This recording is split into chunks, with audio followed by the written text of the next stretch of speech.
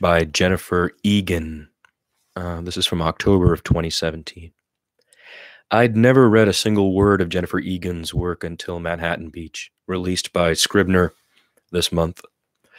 Despite that, Egan has published 4 previous novels and won the Pulitzer and a National Book Critics Award for A Visit from the Goon Squad, 2010, a novel that has been acclaimed in effusive terms for its inventiveness and originality in all quarters of the literary community. Everything I read about Goon Squad makes it seem like my type of book. Weird, futuristic, made-up languages, character POV shifting chapters. I don't know how I missed it. Trust me, it's on deck. Though I'm late to the party, I think it might give me a different perspective on Manhattan Beach. I read it as a straightforward third-person novel set in the mid-20th century.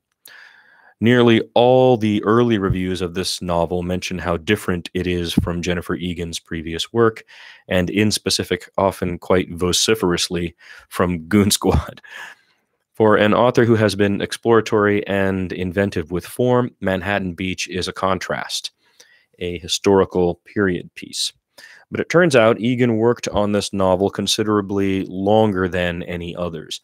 She told Alexandra Schwartz in a long-form interview for The New Yorker last week she had been working on it for at least 15 years, struggling to put together a story, quote, anybody is going to want to read, close quote. I recommend it. Manhattan Beach is an extremely well-researched and fast-paced story set predominantly in Brooklyn near the end of World War II that transports the reader to New York City in the mid-1940s and fills it with presence and character. Egan has crafted an intriguing family story with which to reveal the city and the times, with particular focus on life in and around the Brooklyn naval yards. The protagonists, Anna Kerrigan and her father Eddie, and their family, friends, colleagues, and enemies carve out their lives cast in the meager circumstances of a wartime economy that we know from history is coming to a close. Manhattan Beach takes us on a richly detailed tour of the corruption and culture of Brooklyn, New York, the mafia and the Navy in a very particular period in history, the handful of years before the end of the war between Pearl Harbor and the fateful flight of the Enola Gay.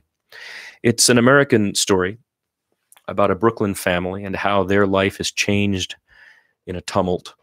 The war hangs at a distance, and we see the city, and in particular the Navy Yard and its surroundings, as most young, able-bodied Americans are being sent abroad to fight.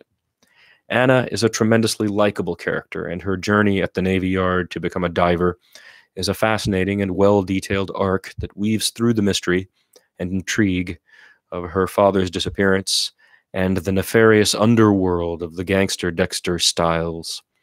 Egan's style is crisp, well-researched, and yet poetic when necessary. Balanced in approach, one doesn't get a nostalgic feeling for this period,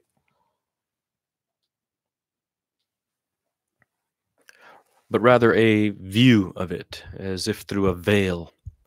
The story unfolds, characters slowly discover things, and we get to see something we haven't been able to see.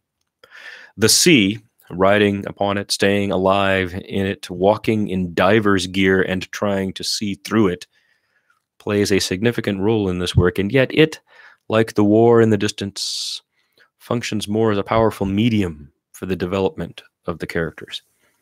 By contrast, the plumbing of Egan's characters, their thoughts and emotions buffeted about by war, crime, and sea change, is lucid and clear. Egan is excellent at interior monologues and reflection by her characters. She gets at rooted feelings with wide open eyes. This often results in gorgeous passages. The story includes a brilliantly imagined voyage on a merchant marine vessel named the Elizabeth Seaman. The nod to Nellie Bly goes unmentioned, a subtlety at which Egan is graceful, letting history fall into place where it belongs.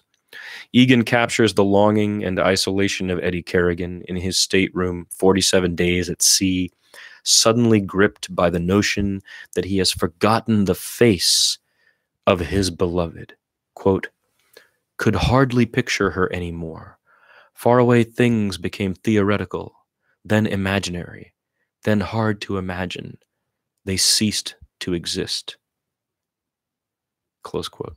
Then, almost immediately, a torrent of thoughts pour through him about the first time they met, about her children and their times together, and finally he concludes, quote, "It was all still there, everything he'd left behind.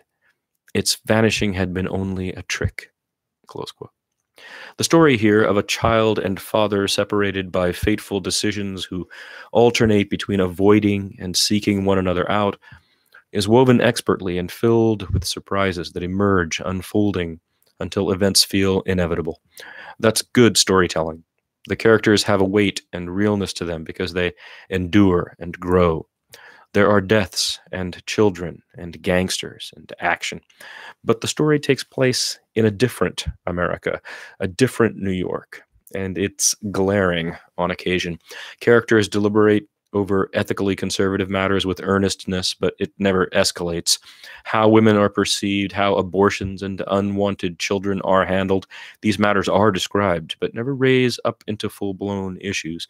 Racial hierarchies are described with the vernacular of the day, mix, wops, and Negroes, but racism never emerges enough to be addressed as an issue.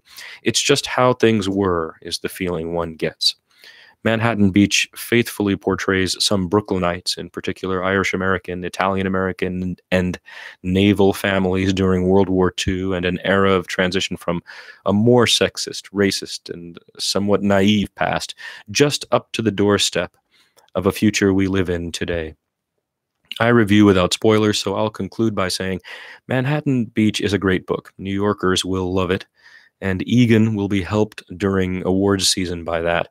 But more, I enjoyed Jennifer Egan's language, lovely turns of phrase, and her characters' introspections. She has managed to create a compelling tale from immense research. 3 out of 5 stars.